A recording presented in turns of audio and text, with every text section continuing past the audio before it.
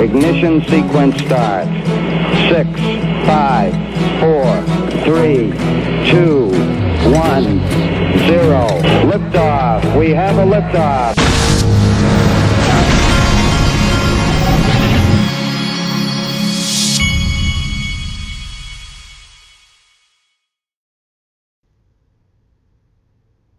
Hey everybody, this is the Digital Asset Investor, and I am getting going here, and I'm getting you a video out before I have my breakfast, and I am starving for some reason.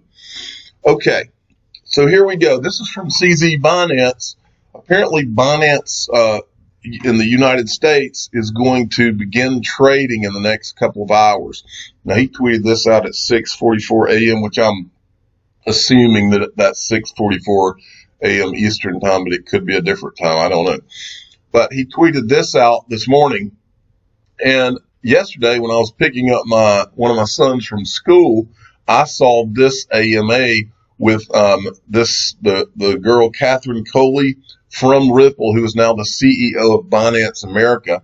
She is obviously very sharp, and she was doing an AMA yesterday, so she's obviously really getting into being the CEO and doing it the right way, in my opinion, from what I've seen. She did this AMA yesterday, and then they've summarized, Binance US has summarized here some of the things that were covered, I guess. 0 fees until November 1st, B&B fee discounts and commission-based referral starts November 1st, hiring iOS, Android devs, get in touch, registration to level 3 verification in 15 minutes. Shout out to the crypto dad, trading live tomorrow. And I was not able, I tried to reply in her stream yesterday, and I wasn't able to do it because I think you had to have a Periscope account or something. But anyway, my question was, when are you guys going to open up in Georgia? That's what I want to know. And I might have to put her, she did such a good job, I might have to put her with an XRP on her shirt as my thumbnail, because I have not put her in a thumbnail yet. Okay.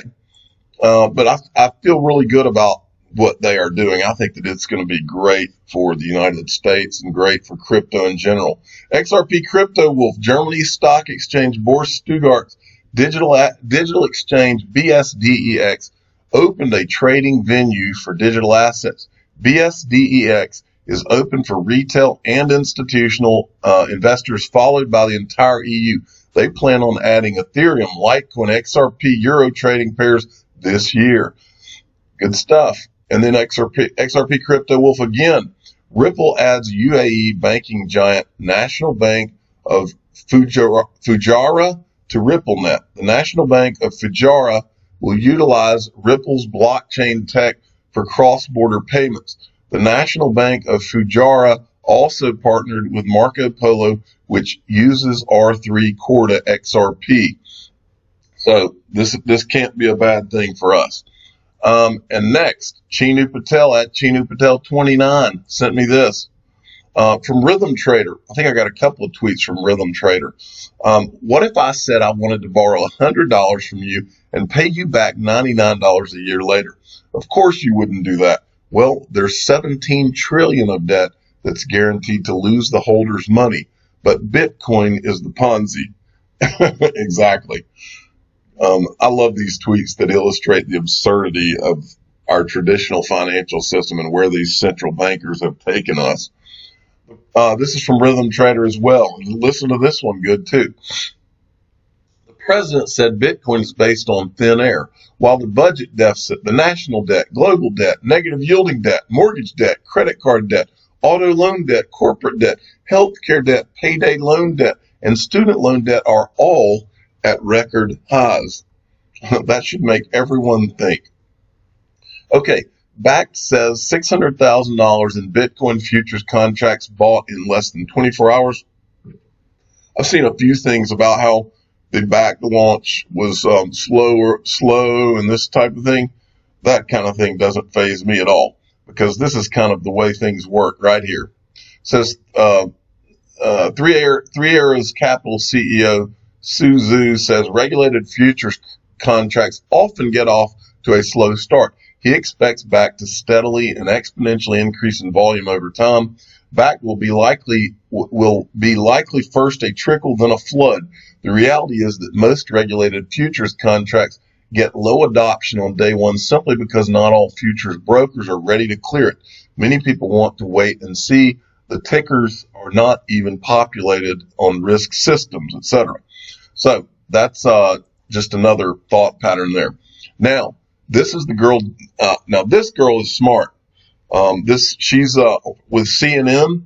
I'm sure that she will figure out that she needs to go to another network soon, because CNN is not. I'm not a big fan, but this girl's going to go places. She's the one that interviewed Brad Garlinghouse a week or two ago, and she says the first Bitcoin futures exchange, BAC, launches today, backed by the New York Stock Exchange parent ICE, Microsoft, and others. What does it mean for cryptocurrency pricing now and in the future? BAC COO, what's his name?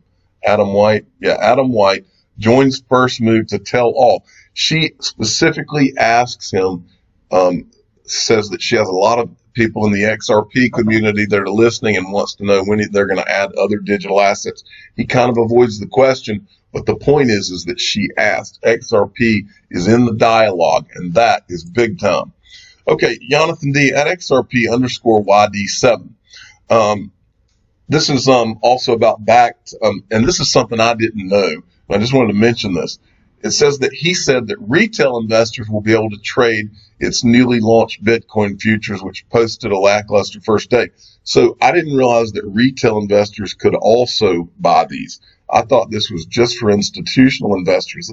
In fact, that's what they've said all leading up to now, while I've been telling you that this will be open to retail, not necessarily BAC, but all digital assets. They're going to get their institutional buddies and wealthy friends in, and then the retail it'll be completely open to retail. No doubt about it. That's how they make their money. X-Men XRP at XRP33 sent me this. Now, this I want to go over. Bitcoin bull Anthony Pompliano says he's confounded by Ripple and XRP. And this was an episode of Life's Tough podcast with Dustin Plantholt. And here's a snapshot. This is Dustin Plantholt and his Life's Tough podcast. And he had Pompliano on there. But I wanted to read to you what Pompliano said about Ripple. He says on the latest episode, it says cross-border payments real. Frankly, I'm very confounded by XRP, mainly in the sense that I think the software company behind it, Ripple, what their ambitions are, makes a lot of sense. They would like to help banks transfer money more easily. That seems to be a very rational perspective, and it's something that if you've ever used a bank, you know it can be painful. Where the question comes in, and I probably lack understanding, is how XRP is needed in that process. I always say that if people would mentally separate Ripple, the software company, from XRP, the token, there would be a lot less backlash against Ripple, the software company. I think a lot of backlash and controversies around that. Some of it's around how it was sold. Some of it's around how it's used today. And then ultimately he thinks tomorrow. Okay, but anyway, that's what he said. Well, I'm here to tell you, I don't buy it. I don't buy it. I don't buy it. And let me tell you who else doesn't buy it is Mr. B. This was a good tweet having to do with this. And this is Life's Tough. If you want to go give Life's Tough Media 1 or Medi 1, that's his Twitter handle, and you can watch the video there. But look at this, what Mr. B says. Check out this video with Pomp. He answers the XRP question at 13 minutes. I'm not buying it. But give the whole video a listen. Makes me wonder if Anthony Pompliano has an NDA with Ripple. He does seem like a good guy, and I thank him for his service to our fine country. Now, see, this is my impression, too. Anthony Pompliano is a good guy. There's a lot of Bitcoin people who are just not nice and nasty, and they don't try to be nice about and have a discussion. Well, Pompliano's not like that. I believe he is a nice guy. I believe he's one of the good guys in this space. But I don't think that he's saying all that he really thinks here either. I think that he's like a lot of them. I think it's either something like an NDA, or I think it's just the pure terror that he feels at what he knows XRP is versus Bitcoin. And I'll give you an example of what I know for a fact that Anthony Pompliano has seen this. And if I was a Bitcoin guy, this chart by itself would terrify me, because I know anybody who has sent Bitcoin and knows anything about what's going on in this space knows about this chart. This has been posted in Anthony Pompliano's Twitter feeds many, many, many times. I know he's seen it. He's seen how much faster XRP is. He knows how slow it is, especially when the markets take off. He knows how slow Bitcoin is. He knows all of this stuff. He knows how scalable XRP is versus Bitcoin. He knows how cheap XRP is versus Bitcoin. He knows all of this. So to play dumb like that and act like he doesn't know what's going on, I don't buy it. I don't buy it. I don't buy it. So maybe there is an NDA in place, because I do think Pompliano is a good guy.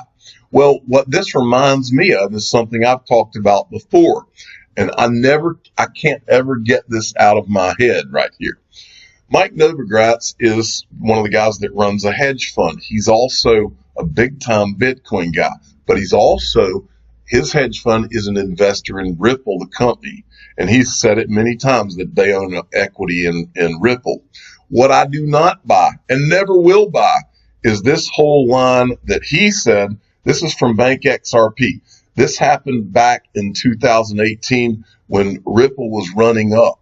And he was literally went on CNBC and was acting like he's just totally blown away by why XRP would go up. He doesn't understand it. The same kind of thing Pompliano was saying. Ripple's a great company, but I just don't understand this XRP thing. I do not buy it for a minute, because these guys they both know what XRP is versus Bitcoin. They know all of it. Now, I'll take this a step further, because I did a video on this a while back, and Novogratz was brought to his attention, because here's the string. Now, I want you to look at this. This was my video. And then this guy comes in and says, to confirm your title, you talked about Novogratz. In December 2017, when XRP hit its all-time high, he tweeted, "This doesn't make sense." Now, what I want you all to be thinking is, let's pretend that you're an investor in Ripple. Well, if you're an investor in Ripple, you're also an owner in XRP. Does it make any sense to you that anybody, even if he just owned equity in Ripple, to say anything negative about anything having to do with Ripple, does that make any sense? Does it make any sense? It doesn't make one tiny little ounce of sense for a guy who's an investor in Ripple, even if he just owns the equity, to be bad-mouthing anything having to do with Ripple. That makes no sense. It never has made any sense. It doesn't make any sense today. It's not going to make any sense tomorrow. And I'll show you further why it doesn't make any sense, because he comes in and replies, and I even challenged him on it. He says that back then at the all-time high, this doesn't make sense. What doesn't make sense won't last. Be careful. This is what Novogratz said. This is almost word for word his tweet back then, and I didn't even know they own 1% of Ripple. And then Novogratz comes in and says, at that point, Ripple, the equity, which we own, was trading at 98% discount to its implied value based on XRP price. Even now, the discount is around 90%. If you believe the XRP price, then Ripple equity is a screaming buy. And I replied to him. I said, this is what I'm confused about. You're comparing equity in Ripple to the price of XRP. Using that same logic, how are you valuing Bitcoin? And then this guy says, because Ripple holds a lot of XRP, so if Ripple's worth $20 billion on paper, it should reflect that in their shares, but it doesn't. That's how they took it away. Not sure, Not sure that's what he's saying. Then I said this. Just seems that if you're going to try and put a valuation on XRP by relating it to the equity in one company that represents one use case for that digital asset, you have missed the entire point of utility tokens, and you could never value Bitcoin at all using the same standard. And then this guy says, very well said. But then this guy tweeted this, which I had replied before. Exactly. This is an attempt to tie the XRP price to Ripple. What about Raised in Space, Coil, Cinnamon Video, Omni, and hundreds and thousands of companies in the future with new use cases for XRP? How could he possibly account for these and how they will affect the XRP price? And he never responds. Mike Novogratz never came in and responded, to my knowledge. He never came in and responded to any of those things because there is no answer to those things. This is what always sticks in my head every time one of these guys that I know knows better is saying something that doesn't make any sense. And I won't let it go. And maybe Mike Novogratz has NDAs. I don't know. But the point is that what they're saying, if you truly have been around this and you've truly read and studied what XRP is and what Ripple is and what's going on, it's never made any sense. And it's never been explained to me in a way that makes sense. Okay, I am Legion. This is central banks. This is Christine Lagarde yesterday was on, she was on CNBC. And I am Legion sending this out. Central banks have invented new tools. This is what she was talking about. Trade is the biggest hurdle for global economy. Leveling the playing field is the new phrase mentioned by elites. Keep in mind, Ripple has engaged with 50 governments around the world. Ripple is working with 40 to 50 central banks. And then he's got pictures of the Interlectric Protocol. So basically, that's the gist of that series of tweets. And then Tariq Marez, this is the guy who I was joking around about how he looks so serious. And he was a Harvard University cosmetic dentist. He looks like a really serious. He was laughing about this with me about how I was talking about this, but he does. I mean, these are like some really professional looking pictures. I wish I need to have a professional, serious looking picture of myself taken like this and just one day just pop it up on my Twitter account. But he sent me this, and he was talking about the volumes back in 2018 when we had the XRP run up versus the volumes now. If that doesn't tell you where this is all going when it does go, nothing will. Look at what the volumes looked like back then versus now. There's no comparison to where we are today with adoption and the progress that's been made with Ripple and XRP versus back then. And the exchanges and the liquidity and all of it, folks. Where we're entering, we don't need roads. To quote Back to the Future.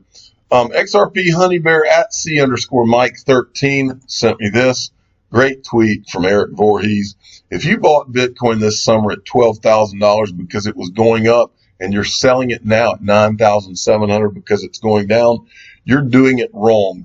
HODL isn't just a cute meme. It's wisdom for the elders who have been here before. And I would tell you right now, just to summarize it, right now, what I'm doing, I own Bitcoin, I own XRP, I own Cardano, and I own Hedera Hashgraph. A lot of people were saying a lot of things about how the Hedera Hashgraph, the way they came out, was bad for them.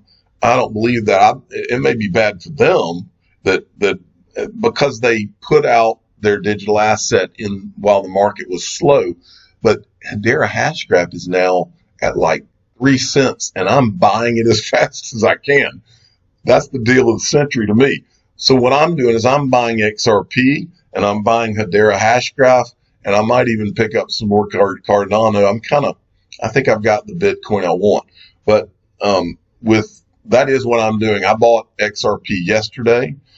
As when I'm able to buy, I'm buying.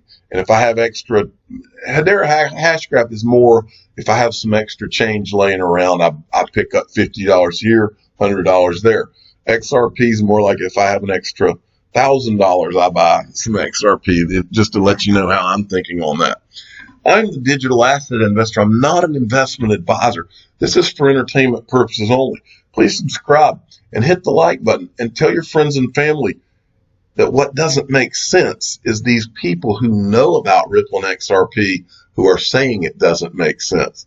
That's what doesn't make sense. Thank you for listening.